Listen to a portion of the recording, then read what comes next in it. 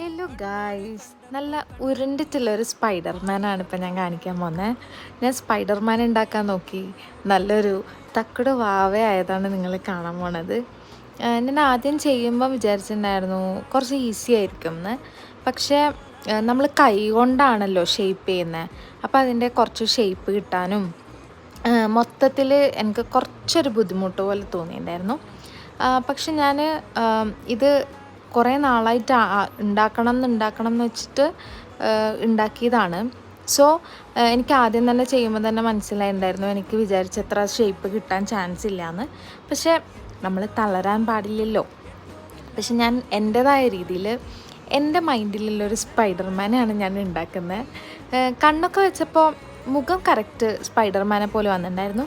പക്ഷേ റേഷ്യോ ഇച്ചിരി പാളിപ്പോയി. വലിയ തലയും പരന്ന ഉടലും ആയിപ്പോയി. നിങ്ങൾക്ക് ഇഷ്ടപ്പെട്ടോ?